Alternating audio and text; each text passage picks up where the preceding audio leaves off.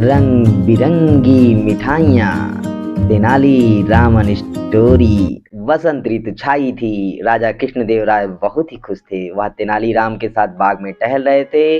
वह चाह रहे थे कि एक ऐसा उत्सव मनाया जाए जिसमें उनके राज्य के सारे लोग शामिल हों, पूरा राज्य उत्सव के आनंद में डूब जाए। इस विषय में वह तेनालीराम से भी राय लेना चाहते थे।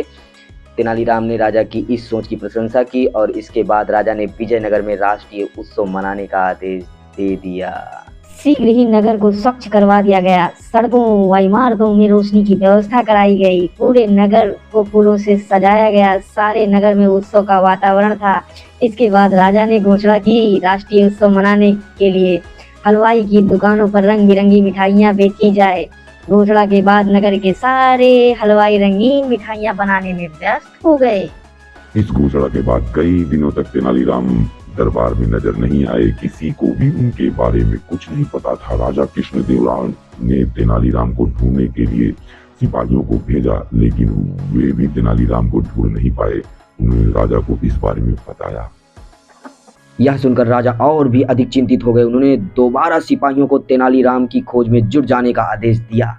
कुछ दिनों बाद सैनिकों ने तेनालीराम को ढूंढ निकाला। वापस आकर उन्होंने राजा को बताया, महाराज, तेनालीराम ने तो कपड़ों की रंगाई की दुकान खोल ली है। वह सारा दिन अपने इसी काम में व्यस्त रहते हैं। जब हमने उन्हें अपने साथ आने को कहा तो उन्होंने आने से मना कर दिया। यह सुनकर राजा को गुस्सा आ गया। वह सैनिकों से बोले, मैं तुम्हें आदेश देता हूँ कि तेनालीराम को जल्दी से जल्दी पकड़कर यहाँ ले आओ। अगर वह तुम्हारे साथ यहाँ अपनी मर्जी से आए तो उसे बलपूर्वक लेकर आओ।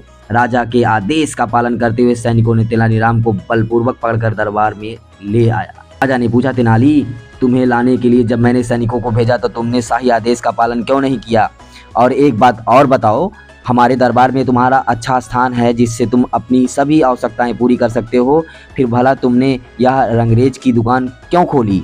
तेनालीराम बोले, महाराज, दरअसल मैं राष्ट्रीय उत्सव के लिए अपने कपड़ों को रंगना चाहता था। नगर में बहुत सारे लोग उत्सव में पहनने के लिए अपने कपड़े रंगवाना चाहते हैं। इस काम में अच्छी कमाई है। इससे पहले कि सारे रंगों का इस्तेमाल दूसरे लोग कर लें, मैं रंगाई का काम पूरा करना चाहता हूँ। सभी रंगों के इस्तेमाल से तुम्हारा क्या मतलब है? क्या नगर के सारे लोग अपने कपड़ों को रंग रहे हैं? राजा ने पूछा।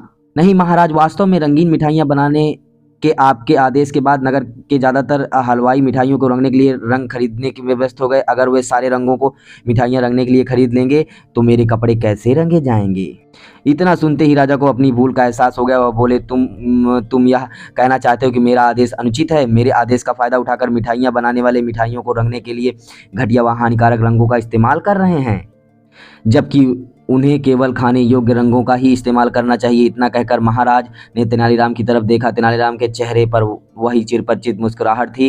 राजा कृष्णदेव राय ने गंभीर होते हुए आदेश दिया कि जो मिठाई बनाने वाले हानिकारक रासायनिक रंगों का प्रयोग कर रहे हैं उन्हें कठोर दंड दिया जाए। इस तरह तेनालीराम ने अपनी बुद्धि का इस्तेमाल से विजयनगर के लोगों को बीमार होने से बचा लिया।